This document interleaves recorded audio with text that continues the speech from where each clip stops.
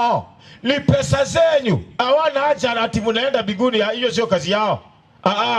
Ndio unaona utakosana na hao manabii wakati umekataa kutoa. Watakuandalia hata laana, waanze kukulaani kwa madhabahu kwa sababu umekataa kutoa. Ndio Mungu anasema jihadharini na manabii wa uongo. Wanakuja wamevaa mavazi ya kondoo, lakini kwa ndani ni mbwa mwitu wakali. Kwa nini wanaitwa mbwa mwitu wakali? Tabia yao ni gani? Wafilipi 3 piga anza 17. Wafilipi 3:17 kuteremka. 3:17 inasema, kitabu cha Wafilipi, ndugu zangu, mnifuate mimi, twende mkawatazame wao waendao kwa kufuata mfano tuliowapa ninyi. Twende. Maana wengi huenenda, ambao nimewaambieni mara nyingi habari zao. Watu wanaenenda ambaye tumeambiwa mara nyingi habari zao, kwamba na sasa nawaambia hata kwa machozi. Hata sisi tunawaambia kwa machozi. Kwa nini? Kuwa ni adui za msalaba wa Kristo. Hawa wamevaa mavazi ya kondoo, lakini ni adui za msalaba wa Yesu. Wacha niwaambie ukweli, watu wengi leo hawamwabudu Kristo. Watu wengi leo wanajiita wa Kristo. Yesu aliachana na yeye zamani. Ndiye anasema tujihadhari, maana hawa ni adui wa msalaba wa Kristo. Endelea kusoma. Mwisho wao ni uharibifu. Mwisho wao ni uharibifu. Twende. Mungu wao ni tumbo. Ati Mungu wao ni nani? Ni tumbo. Kuna leo mapasta na manabii, Mungu wao ni tumbo. Hawana haja na roho zenyu. Wao Mungu wao ni tumbo. Ndiye anasema jihadharini na wao. Mungu wao ni tumbo, na mwisho wao ni nini? Utukufu wao katika fedha yao. Utukufu wao iko katika fedha yao. Twende. Waniao mambo ya dunia. Hao wanaania mambo ya dunia. Kwa mfano, wacha nikupatie mfano hai. Wewe ukitaka gari, unaenda ukufanya nini? Unaombewa. Ndio? Ndio mwalimu. Wewe unataka gari, unaombewa. Pasta akitaka gari, mnamchangia. Kwani maombi iko aje? Mbona pasta akitaka gari asiombe apate gari? Yeye mnamchangia pesa. Kama pasta anataka kujenga nyumba, mnachanga pesa ya nyumba ya pasta. Wewe ukitaka nyumba unasema uombewe. Hauoni unachezewa akili? Ndio Biblia inasema ya kwamba Mungu wao ni tumbo, na mwisho wao ni uharibifu. Kazi yao wanaania mambo ya dunia hii. Na ndio Yesu akasema jihadharini na manabii wa uongo. Tabia yao ya kwanza, wanakuja na ishara. Watafanya ishara kubwa na maajabu. Hiyo ndio kazi ambaye manabii wakija wataanza kuifanya. Twende 16:13 kitabu cha Ufunuo. Ufunuo 16 aya yake ni ya 13. Kuna roho zimekuja ambaye ni roho mbaya, zinaanza kudanganya watu na kukula pesa zao. Bible hawasomei. Wakisoma Bible wanachagua sekta ambayo inawafeva wao, ndio wanasomea watu. Hawasomi mambo mengine. Ukienda kumwambia sheria za Mungu unavunja, anakuambia ziliishia msalabani. Maandiko inasema nini? Maandiko inasema, ndio, nikaona roho 3 za uchafu zilizofanana na vyura zikitoka katika kinywa cha yule joka na nani? Na katika kinywa cha yule mnyama na nini? Na katika kinywa cha yule nabii wa uongo. Hizi ndizo roho za mashetani zifanyazo ishara zitokazo na kuwaendea wafalme wa ulimwengu wote. Ya kwanza, kuna roho za uchafu zimefanana na vyura. Tena wacha nikwambie kwa mfano, mbona ametumia vyura na mbona alitumia umbwa mwito? Maana umbwa mwito ni mlafi. Mapasta hao na manabii watakula, yana hawataki kujua hata wako kwa mjane.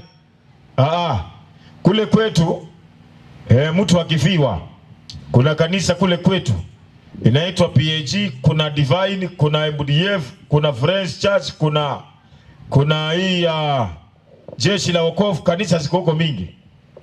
Mtu akifiwa, mama ni mume wako amekufa, pasta wakikuja, number 1, kama uligonjeka kwa miaka 2 haukuwa na uwezo wa kulipa fungu la 10, wakati umekufa wanakuja na kitabu, wanakuambia hii kitabu ni ya fungu la 10.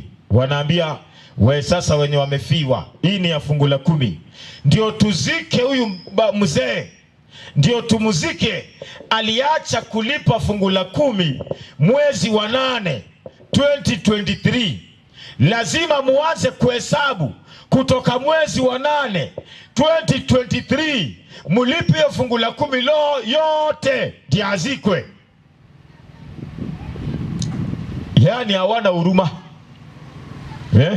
Yani wewe umekufa na kanisa imekuandikia deni, au kulipa fungu la 10 kwa miaka 3. Lazima ulipe fungu la 10 hiyo kwa miaka yote 3, ndio pasta wakuje wakuzike. Na wakikuja kuzika wako na demand, maana kwetu mtu akifa wanachinja ng'ombe. Pia huko wanachinja, si ndio?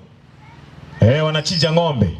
Wakati wanachinja ng'ombe, pasta wanakuja wanasema hii side yote, side moja ya ng'ombe ni yao, hiyo ni ya kanisa. Alafu wanakuambia mafuta ya kupika 10 liters, mchele 25 kg weke hapo, kuku 10 zikwe hapo, cabbage yekwe, ngano pale. Wewe ndio umefiwa, unahitaji kusaidiwa, lakini sasa mapasta Mungu wao ni tumbo, wanakula ile pesa inatolewa ya matanga au ioni. Ule pasta mwenye anasimamia ibada lazima alipwe. Ile unaonanga ati hii ni tent ya mareverend, hao watu wote wanapewangwa kitu. Hiyo ni kule kwetu. Ndio Yesu akasema jihadharini na manabii wa uongo. Hao manabii alitupatia onyo mapema. Ndiye akasema hata hizi roho tusiziamini. Waraka wa kwanza Yohana 4 aya yake ni ya kwanza. Waraka wa kwanza Yohana 4 mstari wake ni wa kwanza. Tusiamini kila roho, bali tuzijaribu kama zinatokana kwa Mungu. Ndio naangalia dunia hii tunapozubaa, watu wako hapa ajenda yao kubwa si nyinyi muende biguni. Na nisikudanganye, usidhanie ajenda ya hao manabii ati ni nyinyi kuenda biguni. Na tutaona hizi ishara wanafanya zinakaa namna gani. Maana leo mimi huwa nashangaa. Kitu wewe inanishangaza ni moja. Ukiingia kwa hizi makanisa, wale watu wanaangushangwa chini ni wanawake. Kwa nini hizi ishara zao zinaonea tu wanawake? Tunafaa kujua leo, mbona wanawake ndio huwa wanaanguka kwa makanisa? Ukiona mwanaume anaanguka amelipwa. Maana mwanaume na akili yako unaangushwa aje? Ndio unaona ukienda kwa kanisa wanawake wamejaa kwa kanisa. Ukienda kwa baa ni wanaume, na jela na baa wanaume wamejaa pale. Kwa kanisa ni wanawake. Sasa wamechukulia advantage vile shetani alimdanganya Eve katika shamba la Eden. Ndio leo mapasta na manabii wameamua ni kudanganya wanawake, wanaangusha mama wa watu chini. Tutaona hizo roho tabia zake ni gani. Mambo iko sawa, usome hii andiko ndio utaangalia tabia ambayo inafanyika wewe. Na ndio naambia wazee leo, bibi yako asikudanganye ati sijui naenda kwa kanisa kupanguza, naenda kuosha kati tuko na fellowship. Ambatana na yeye. Wazee leo wamekaa manyumbani, wameacha wake zao waende makanisa. Wao wenyewe wamekaa manyumbani, hawana haja na Mungu. Sasa mapasto wamepata nafasi, wanachezea wake zenyu vibaya. Maandiko yanasema nini? 4:1 waraka wa kwanza wa Yohana. Ndio uangalie mwingine ametoa mtu kwa nyumba yake. By the way, nilikuwa nahubiri kule Ukambani.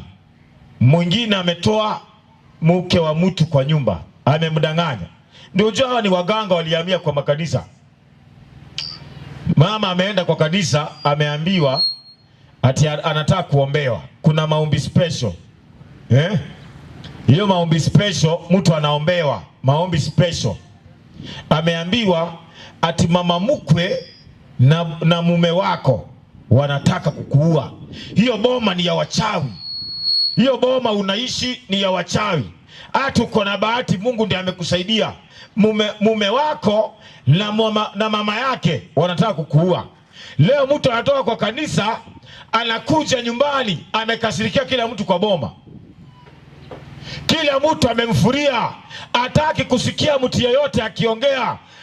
Ukiongea unasikia ndio mniue. Najua mnapanga kuniua.